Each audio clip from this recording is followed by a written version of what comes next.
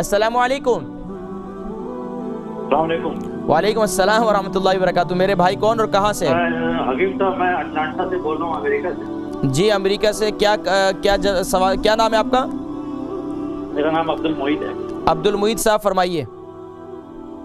مجھے کافی دنوں سے پیٹ کی تکلیف ہے، یعنی وہ ایسیڈیٹی کر لیجیے، ریفلکس کر لیجیے، وہ اپنی جگہ ہے۔ ادھر کیا ہوا کچھ دنوں سے تھوڑا سا زور سے بولیں، آپ کی آواز کم آ رہی ہے۔ آ رہی ہے بات؟ جی تھوڑی سے ریسیور منہ کے نزدیک کریں۔ جی ہاں، تو مجھے کیا ہوا کہ میں جو ہے اچانک آنکھوں میں کافی جلن سی ہونے لگی۔ ڈاکٹر نے بتایا کہ صاحب آپ کا باڈی جو ہے انفلیمیشن یعنی سوجن ہے کہیں باڈی۔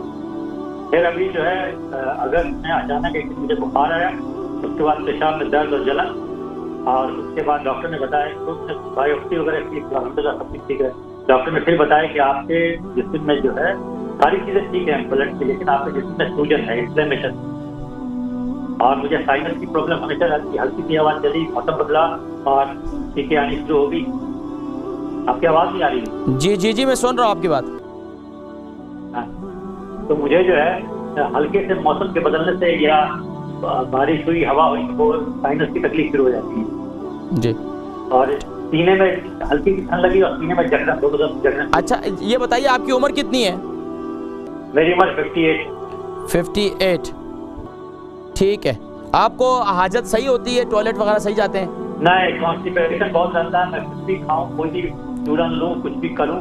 چلیں آپ دیکھیں، میں ذکر کرتا ہوں، ٹھیک ہے؟ بہت شکریہ کال کرنے کا۔ عبد المعید بھائی کافی عرصے سے ان کو ارتھرائٹس بھی ہے، جسم میں سوجن بھی ہو جاتی ہے، معدہ بھی خراب رہتا ہے اور قبض کی بھی شکایت ہے۔ دیکھیں جی، القبض ام الامراض کہا گیا، قبض تمام بیماریوں کی ماں ہے، ہمارے طب میں کہا جاتا ہے۔ ہمارے اساتذہ فرمایا کرتے تھے جس طریقے سے جو ہے ایک ماں بچے جنتی ہے، اسی طریقے سے قبض بھی ہمارے جسم کے اندر بیماریوں کو جنم دیتی ہے۔